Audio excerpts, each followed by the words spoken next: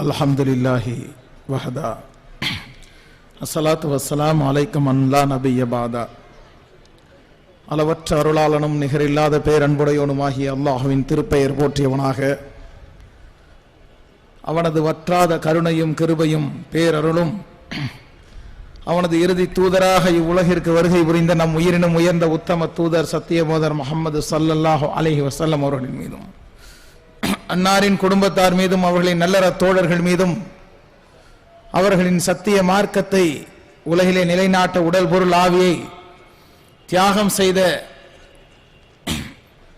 சுஹதாக்கள் நல்லோர்கள் அனைவரின் மீதும், குறிப்பாக கடல் இல்லாத கோவையிலே உணர்வின் அலைகளாய் ஒன்றிணைந்திருக்கின்ற நம் அனைவரின் மீதும் பொழியப்படுவதாக என்று பிரார்த்தித்தவனாக தொடக்கம் செய்கின்றேன்.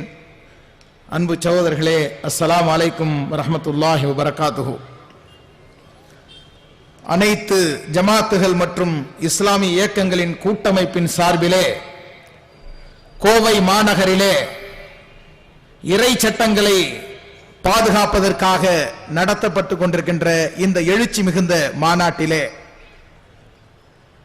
மேடையிலே வீற்றிருக்கின்ற சமுதாய தலைவர்களே, சங்கை மிக்க மார்க்க அறிஞர்களே, ஜமாத்தின் பொறுப்பாளர்களே, வீரிய மிகுந்த உணர்வுகளோடு அமர்ந்திருக்கின்ற அன்பு சகோதரர்களே,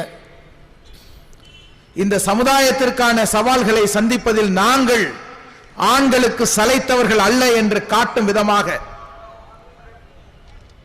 மானுடத்தின் சரிபாதியாய், போராட்டத்தின் சரிபாதியாய் இங்கே அமர்ந்திருக்கின்ற எங்கள் அருமை தாய்மார்களே, உங்கள் அனைவருக்கும் இந்த எழுச்சிமிகு மாநாட்ட வாழ்த்துக்களை பரிமாறியவனாக, இந்த மாநாட்டின் மையக்கரு சார்ந்தும் மையத்திலே இருக்கக்கூடிய மையத்தாக வேண்டிய அரசின் கோட்பாடுகள் சார்ந்தும் சில செய்திகளை பதிவு செய்ய கடமைப்பட்டிருக்கின்றேன். இங்கே தொகுத்து உரையாற்றிக் கொண்டிருக்கின்ற சகோதரர் சொன்னார், தலைவர்கள் எல்லாம் ஒன்றாக சேர்ந்து இன்றைக்கு கருத்து வேற்றுமைக்கு தலாக் சொல்லி இருக்கிறார்கள் என்று சொன்னார்கள். கருத்து வேற்றுமை என்பது சிந்தனை வளர்ச்சியினுடைய அடையாளம்தான். கருத்து வேறுபாடுகள் எல்லா காலங்களிலும், எல்லா குடும்பங்களிலும், எல்லா இயக்கங்களிலும் இருக்கும். ஆனால் இறை சட்டங்களுக்காக, சாந்தி மார்க்கத்தின் ஷரியத் கோட்பாடுகளுக்காக நாங்கள் அனைவரும் ஒன்றிணைந்து விடுவோம், வேறுபாடுகளை மறந்து விடுவோம் என்பதை எடுத்துக்காட்டும் வகையிலே அடிக்கடி இந்த தியாக பூமியாகிய கோவை அந்த வாய்ப்புகளை தனக்கே வாங்கிக் கொள்கின்றது. இந்த கோவையிலே நிகழ்கின்ற காட்சிகள் தான் சமுதாயத்திற்கு கண்ணுக்கு குளிர்ச்சியை தருகின்றன.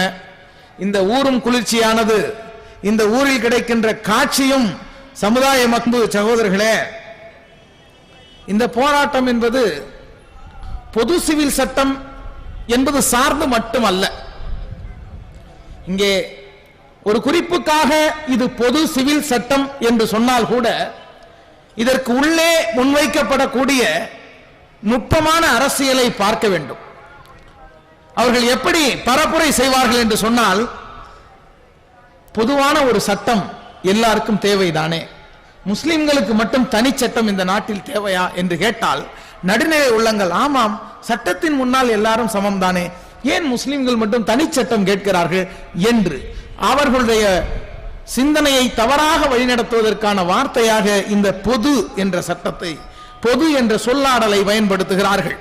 இவர்கள் விரும்புவது யூனிஃபார்ம் சிவில் கோட், ஒரே மாதிரி, ஒரே மாதிரி, ஒரே மதம், ஒரே மொழி, ஒரே கலாச்சாரம் என்ற கொள்கையிலே நாட்டமுடையவர்கள் இந்த மண்ணுடைய பன்முகத்தன்மையை, இந்த நாட்டினுடைய பல்வேறு கலாச்சாரங்களை, பல்வேறு மொழி பேசுபவர்களுடைய உணர்வுகளை மறுக்கக்கூடிய, வெறுக்கக்கூடிய, அதை நசுக்கக்கூடிய ஒரு பயங்கரவாத பாசிச சிந்தனையை இன்றைக்கு அரசு நிர்வாகத்தின் ஆதரவோடு முன்வைக்கிறார்கள். மிக தந்திரமாக முன்வைக்கிறார்கள். அவர்கள் செயல்களில் இருக்கின்ற தந்திரம் சொற்களிலும் வெளிப்படுகின்றது. அதன் விளைவுதான் இன்றைக்கு நாமெல்லாம் ஒன்றாக இணைந்திருக்கின்றோம். அவர்கள் இந்த சமுதாயத்திற்கு நெருக்கடி தர விரும்பினார்கள். ஆனால் அல்லாஹ் இந்த சமுதாயத்திற்கு நெருக்கத்தை தந்திருக்கின்றான். அவர்களும் சதி செய்கிறார்கள், அல்லாஹும் சதி செய்கின்றான். சதி செய்பவர்களில் அல்லாஹ் மிகைத்தவன் என்ற இறை வசனம் இந்த மாநாட்டிலே மெய்யாகி கொண்டிருக்கின்றது. மக்ரு மக்ரல்லாஹ் வல்லாஹு ஹைருல் மாக்கிரின். இவருடைய சூழ்ச்சிகளுடைய வரலாறுகளை நீங்கள் புரட்டி பாருங்கள். இவர்கள் 3 பெரும் கொள்கையை முன்வைத்து வெறும் ஜனசங்கமாக ஜனதா கட்சியுடைய அரசாங்கத்திலே 2 உறுப்பினர்களோடு தங்கள் கலக்கை தொடங்கியவர்கள் காலப்போக்கிலே வளர்ந்து 99களிலே சில மாதங்கள் சில நாட்கள் பிறகு ஒரு முழு ஆட்சி என்று அவர்கள் அமைந்த காலத்திலிருந்து எத்தகைய 3 கோட்பாடுகளை முன்வைக்கிறார்கள். அந்த 3 யாருக்கு எதிராக இருக்கின்றது என்பதை எண்ணி பாருங்கள். முதலிலே இந்த uniform civil code. Uniform civil code என்கின்ற இந்த மாநாட்டுடைய மைய கருத்து, எனக்கு முன்னால் பேசிய சான்றோர் பெருமக்கள் அதில் இருக்கக்கூடிய மடமைகளை கொடுமைகளை எடுத்து உரைத்தார்கள். ஒரு தொலைக்காட்சி நேர்காணலிலே பேராசிரியர் ஜவாஹிர்லால் அவர்கள் கேட்டார்கள், இவ்வளவு காலமாக பொது சிவில் சட்டம் என்று பேசுகிறார்களே, அதனுடைய ஒரு வரைவு திட்டத்தை காட்ட முடியுமா? அந்த பொது சிவில் சட்டம் இப்படித்தான் இருக்கும் என்று சொல்ல முடிகின்றதா? இந்த இடத்திலே நாங்கள் இடித்துவிட்டு வேறு கட்டப் போகிறோம் என்று சொல்கிறாயே, என்ன கட்டப் போகின்றாய்? அந்த கட்டடத்துடைய வடிவம் எப்படி இருக்கும் என்று கேட்டால், இல்லை, முதலில் இதை இடிக்க வேண்டும் என்பதில் தான் அவர்கள் மிகவும் ஈடுபாடு காட்டுகிறார்கள். முஸ்லிம்களுக்கான இறை சட்டங்கள் இருக்கக்கூடாது, அவருடைய தனித்த அடையாளங்கள் இருக்கக்கூடாது, அதை நீங்கள் நீக்க வேண்டும் என்று சொல்கிறார்களே தவிர, திரும்பி கேட்டா பொது சுடுகாடு உண்டா இந்த நாட்டிலே? பொது கோவில் இந்த நாட்டிலே உண்டா? ஏன் அனைத்து இந்துக்களையும் உள்ளடக்குகின்ற ஒரு பொது இந்து சிவில் சட்டம் உண்டா? இல்லாத போது பொது சிவில் சட்டம் என்ற பெயரிலே யார் சீண்டப்படுகிறார்கள் என்று சொன்னால், முஸ்லிம்கள் நடைமுறையில் வைத்திருக்கின்ற இறை சட்டங்களை அவர்கள் வாழ்க்கையில் இருந்து நீக்க வேண்டும், இறை நியதிகள் படி அவர்கள் வாழ்வதிலிருந்து அவர்களை தடுக்க வேண்டும் என்கின்ற ஒரு சதி திட்டம் தான் அதன் பின்னால் இருக்கின்றது. அடுத்த அயோத்தி பிரச்சனைகளை போவார்கள். இப்போது பாருங்கள், உத்தரப்பிரதேசத்திலே தேர்தல் வந்து விட்டது என்று சொன்னவுடன் அயோத்திக்கு புதிய புதிய திட்டங்களை அவர்கள் அறிவித்துக் கொண்டிருக்கிறார்கள். அங்கே வரலாற்று சின்னமாக 450 ஆண்டு காலம் நின்று கொண்டிருந்த பாபரி மஸ்ஜிதை இடித்துவிட்டு அங்கே கோவில் கட்டுவோம் என்றுதான் வந்தார்கள். அன்றைக்கு உச்ச நீதிமன்றம் ஒரு செங்கல்லுக்கு கூட சேதம் ஏற்படக்கூடாது என்று சொன்னது. பள்ளிவாசலையே உலகத்தில் அதிகமான மனிதர்களை சாட்சியாக வைத்துக் கொண்டு நிகழ்த்தப்பட்ட அந்த கொடிய குற்றத்திற்கு என்ன தண்டனை தரப்பட்டது? நீதிபதி லிவரான் ஆணையம் 20 ஆண்டுகள் ஆராய்ச்சி செய்து குற்றவாளிகளை கண்டுபிடித்து கொடுத்த போதும் கூட எந்த தண்டனை வழங்கப்பட்டது? அந்த குற்றம், அந்த இறை இல்ல இடிப்பு எந்த சமுதாயத்திற்கு எதிராக நிகழ்த்தப்பட்டது? அதை மையப்படுத்தி எத்தனை கலவரங்கள் இங்கே நடத்தப்பட்டன? பால் ஆர் பிராஸ் என்று சொல்லக்கூடிய ஒரு அறிஞர் இந்தியாவில் சுதந்திரத்திற்கு பிறகு நடந்த கலவரங்கள் குறித்து ஒரு ஆய்வை செய்தார். அந்த ஆய்வின் சுருக்கமாக அவர் சொல்வது, form of collective violence and genocide in free India என்ற தலைப்பிலே அவர் ஆய்வு செய்து சொன்னார், இந்திய நாட்டிலே நடந்திருக்கின்ற கலவரங்கள் எல்லாம் திடீரென்று நடந்தவை அல்ல, திட்டமிட்டு நடந்தவை. மிகவும் திட்டமிட்டு பிரியாணி சட்டியை எப்படி தூக்கி கொண்டு போக வேண்டும் என்பது உட்பட சரியாக திட்டமிட்டு, செல்போன் கடையை எப்படி கொள்ளையடிக்க வேண்டும் என்பது உட்பட தெளிவாக திட்டமிட்டு நடத்தப்பட்ட ஒரு ரயட் இன்ஜினியரிங் அதன் பின்னால் இருக்கின்றது. அது தொடர்பாக கூட ஒரு கவிதை எழுதினேன். இந்த பிரியாணி சட்டி இருக்கிற கோவை, அந்த சம்பவம் அவர்களை மிகச்சிறப்பாக அம்பலப்படுத்தி விட்டது. இதற்குத்தானா ஆசைப்பட்டாய் பாஜா குமாரா? இதை கேட்டிருந்தால் நாங்கள் பெருநாள் விருந்துகள் வைக்கின்றோம், ஏராளமான ஈத் மிலன் நிகழ்ச்சிகளை நடத்துகின்றோம். நாங்கள் அழைத்து அந்த விருந்தை தந்திருப்போமே, அந்த சட்டியை தூக்கி கொண்டு போகின்ற சிரமத்தை கூட உங்களுக்கு தந்திருக்க மாட்டோம். ஆக நீங்கள் இப்படி தெளிவாக திட்டமிடப்பட்டு கலவரங்கள் இங்கே நிகழ்த்துகின்றன என்ற ஆய்வுகள் வருகின்றன. இது போன்ற சமுதாய விழிப்புணர்வு இல்லாத காலத்திலே நீங்கள் நன்றாக கவனிக்க வேண்டும். ஒரு பாபரி மஸ்ஜித் இடிக்கப்பட்ட பிறகு இந்த சமுதாயத்தில் மிகப்பெரிய எழுச்சியை இறைவன் தந்தான். எந்த கோயம்புத்தூரிலே கருப்பு கொடி காட்டிய இளைஞர்கள் மீது கருப்பு சட்டமான தடா பாய்ந்ததோ, அதற்கு பிறகு கருப்பு வெள்ளை கொடி பிடித்து லட்சக்கணக்கான இளைஞர்கள் துணிச்சலோடு வரக்கூடிய சூழ்நிலையை இறைவன் உண்டாக்கி காட்டினான். வரலாறு திரும்புகின்றது. அப்படிப்பட்ட ஒடுக்குமுறைகளில் நெல்லி படுகொலைகள் நமக்கு தெரியாது. அஸ்ஸாமிலே நடந்த நெல்லி படுகொலை, அதற்கு பிறகு பிரபுல்லகுமார் மோகன்தா அங்கே முதலமைச்சராக வந்த பிறகு அத்தனை வழக்குகளும் தள்ளுபடி செய்யப்பட்டன. குற்றவாளிகள் தப்பித்து சென்று விட்டார்கள். இன்றைக்கு கூட குஜராத் கோப்புகள் வெளிவந்திருக்கின்றன. குற்றவாளிகளுக்கு என்ன தண்டனை வழங்கப்பட்டிருக்கிறது? இதுவெல்லாம் அவர்களுக்கு தரப்படக்கூடிய ஊக்கமாக இருக்கின்றன. ஆகவே இந்த இரண்டாவது திட்டம், அயோத்தி என்பது அங்கே ராமர் கோவில் கட்டுவது என்று முடிவெடுத்திருந்தால் கட்டி இருப்பார்கள். மாறாக அந்த பிரச்சனையை உயிரோடு வைத்து சமுதாயத்திலே பிளவுகளை, போலரைசிங் பாலிடிக்ஸ், வெறுப்பு அரசியலை விதைத்து சமூக பிளவுகளை உண்டாக்கி அதன் மூலம் அரசியல் ஆதாயம் தேட வேண்டும் என்பதுதான் அதன் பின்னணியிலே இருக்கின்றது. மூன்றாவதாக, காஷ்மீரில் இருக்கக்கூடிய அரசியல் சாசனத்துடைய சிறப்பு அதிகார சட்டம், இந்த 370வது பிரிவை நீக்க வேண்டும் என்று சொல்கிறார்கள்.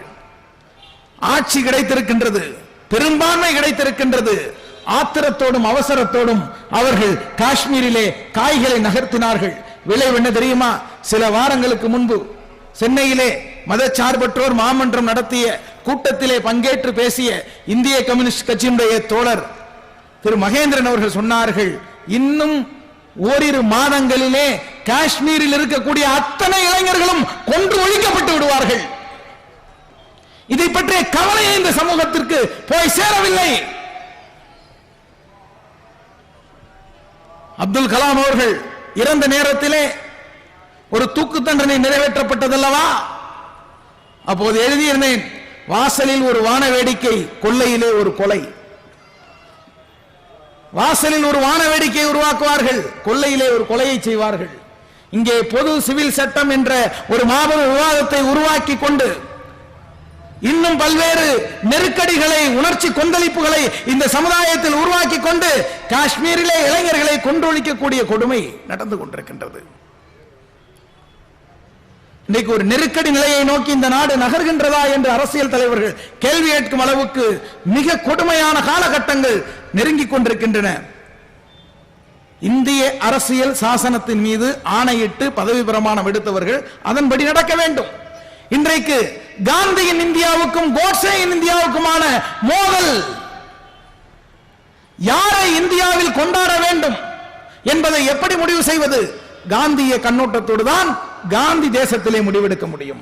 திப்பு சுல்தானுக்கு விழா கொண்டாடக்கூடாது என்று கர்நாடக உயர் நீதிமன்றம் சொல்கிறது. அந்த நீதிபதி கேட்கிறார், அவன் ஒரு மன்னன் தானே, சுதந்திர போராட்ட வீரனா என்று கேட்கிறார்.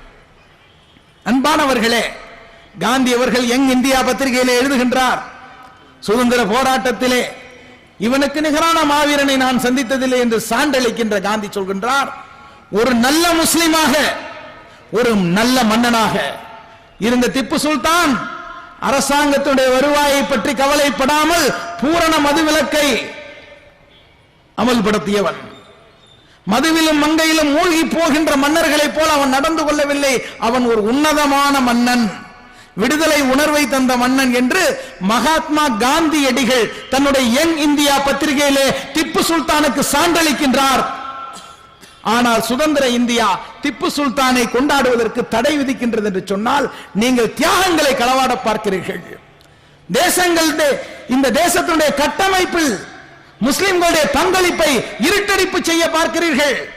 என் அருமை நண்பர் பாரதி கிருஷ்ணகுமார் கேட்பார், சுடிதார் இல்லாத இந்தியாவை உங்களால் கற்பனை செய்ய முடியுமா? பிரியாணி இல்லாத இந்தியாவை கற்பனை செய்ய முடியுமா? அது குறிப்பா கோவையில் இருக்கக்கூடிய என் அருமை சங் பரிவார சகோதரர்கள், பிரியாணி இல்லாத இந்தியாவை, பிரியாணி சட்டியை தூக்காத ஒரு கலவரத்தை உங்களால் கற்பனை செய்ய முடியுமா? இனிமேல் தாஜ்மஹால் இல்லாத இந்தியாவை கற்பனை செய்ய முடியுமா? செங்கோட்டை இல்லாத இந்தியாவை கற்பனை செய்ய முடியுமா? இவையெல்லாம் யார் தந்த சின்னங்கள்? இந்தியாவின் சுதந்திரத்திற்கு தன்னுடைய விகிதாச்சார அளவை விட பன்மடங்கு அதிகமாக தியாகத்தை செய்த ஒரு சமுதாயம் முஸ்லிம் சமுதாயம் என்று இல்லஸ்டேட் வீக்லியிலே குஷ்வந்த் சிங் எழுதியதை நாம் பல்வேறு மேடைகளிலே பதிவு செய்திருப்போம். அப்படி தியாகங்களை எல்லாம் துடை தெரிந்து விட்டு ஒரு எதிரி போல ஒரு சமுதாயத்தை சித்தரித்து காட்டி அவருடைய ஒற்றை திட்டமாகிய ஒரு நாடு ஒரு மொழி ஒரு மதம் என்பதை நிறைவேற்ற முயல்கிறார்கள். அவருடைய ஒரு அடையாளம் தான் இத்தகைய நெருக்கடிகள் இருக்கின்றன. ஆட்சிக்கு வந்த உடனேயே கர் வாபசி, அவர்களுக்கு எப்படிப்பட்ட பசி பாருங்கள்.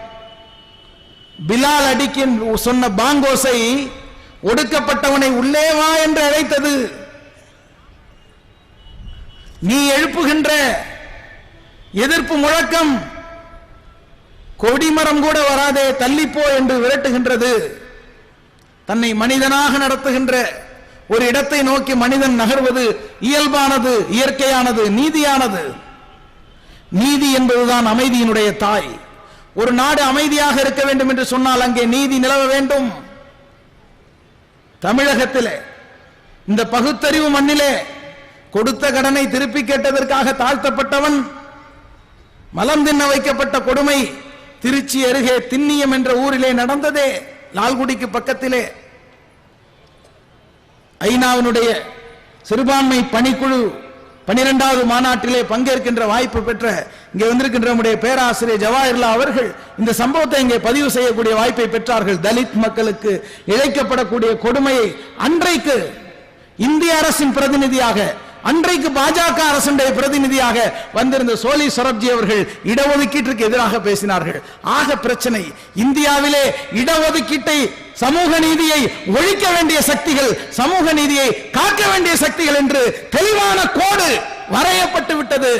பேட்டில் லைன் என்ற அந்த போர் கோடு வரையப்பட்டு விட்ட பிறகு இன்றைக்கு பாசிச சக்திகள் இன்றைக்கு யுத்தத்தை தொடுத்திருக்கிறார்கள்.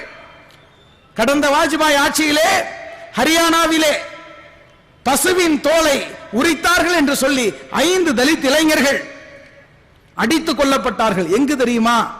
காவல் நிலையத்திலே வைத்து. அந்த இளைஞர்கள் காவல் நிலையத்திற்கு ஓடி சென்று ஒளிந்தார்கள். இங்கு நமக்கு பாதுகாப்பு கிடைக்கும் என்று அந்த துப்பாக்கியை எடுத்தே அவர்கள் கொன்றார்கள். அதற்கு மறுநாள் டெல்லியிலே விஸ்வ இந்து பரிஷத் தலைவரிடம் பேட்டி எடுக்கப்படுகின்றது.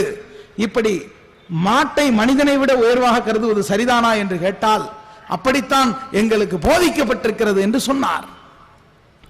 அந்த மரபு, அந்த கொடுமை தொடர்கிறதா இல்லையா? உணாவிலே தலித்துகளை தாக்கினார்கள். இன்றைக்கு குஜராத் மாநிலத்துடைய நெடுஞ்சாலைகள் எல்லாம் செத்த மாடுகளை கொண்டு வந்து போட்டு அந்த மக்கள் தாங்கள் யார் என்று காட்டினார்கள். ஆனால் இந்திய ராணுவத்திற்கு தன்னுடைய மகனை தந்தானே அகலாக், இந்தியாவுடைய ராணுவத்திற்கு தன் மகனை தந்த ஒரு மனிதனை வீட்டிலே மாட்டிறைச்சி வைத்திருந்தான் என்று சொல்லி உள்ளே நுழைந்து அடித்து கொல்லக்கூடிய காட்சியை நீங்கள் சற்று கற்பனை செய்து பாருங்கள். அந்த காட்சி எவ்வளவு கொடுமையாக இருந்திருக்கும் என்று. அந்த மனிதனை சட்டத்தால், காவல்துறையால் காப்பாற்ற முடிந்ததா? அங்கே போய் வந்த பாரதிய ஜனதா கட்சியினுடைய எம்எல்ஏ மேலும் வன்முறையை தூண்டி விடுகின்றார், சங்கி சோமு. ஆகவே இப்படிப்பட்ட பாதுகாப்பற்ற சூழ்நிலை. இந்திய நாடு என்பது பல்வேறு பூக்களும் பூத்து மலரக்கூடிய பூங்காவனமாய் இருக்க வேண்டும் என்று தேசத்தந்தை காந்தியடிகள் ஆசைப்பட்டார். ஆனால் இந்த பூங்காவனம் என்பது ஒரு சுடுகாடாக மாற வேண்டும். சுடுகாட்டில் மட்டும்தான் ஒரே மாதிரியான சூழல் இருக்கும். அது மாதிரி மாற்றுவதற்கு ஆசைப்படக்கூடியவர்கள் கையிலே அதிகாரம் போயிருக்கின்ற நிலையிலே இன்றைக்கு நாம் எல்லாம் திரண்டிருக்கிறோம் என்று சொன்னால் நான் மெத்த பணிவோடு சொல்லிக் கொள்ள விரும்புவது, அல்லாஹுடைய சட்டங்களை அல்லாஹ் பாதுகாக்கக்கூடியவன். நாம் அதற்காக இன்னுயிரையும் தத்தம் செய்ய தயாரானவர்கள் வந்திருக்கின்றோம்.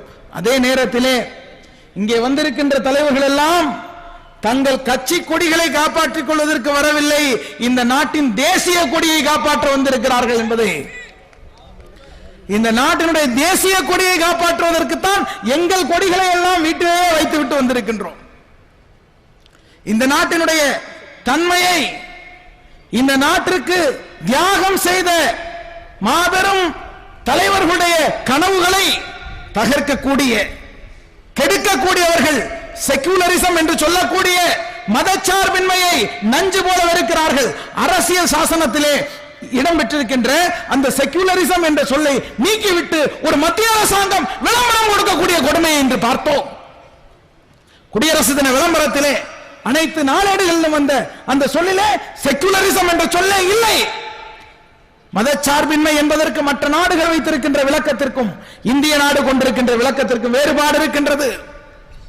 மற்ற நாடுகளிலே equal negation of all religion என்று சொல்வார்கள், எல்லா மதங்களையும் சமமாக நிந்தித்தல்.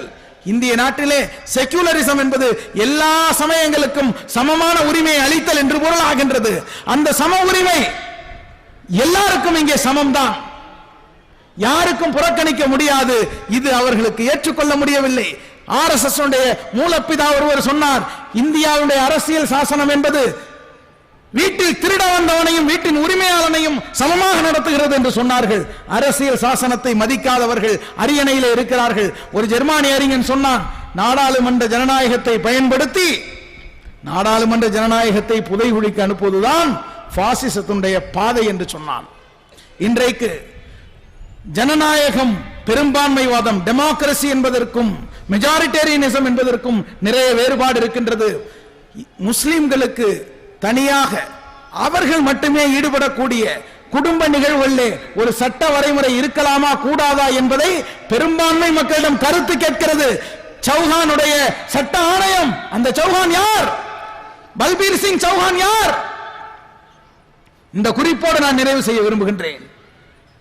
தொழு நோயாளிகளை தொட்டு தூக்கி சேவை செய்வதற்காக வந்தானே ஆஸ்திரேலிய பாதிரியார் கிரஹாம் ஸ்டெயின்ஸ், அவனை குழந்தைகளோடு வைத்து கொலை செய்த கொடும் பாவி தாரா சிங்கிற்கு தரப்பட்ட மரண தண்டனையை நீக்கி ஆயுள் தண்டனையாக மாற்றியதை கூட ஓரளவுக்கு சகித்துக் கொள்ளலாம்.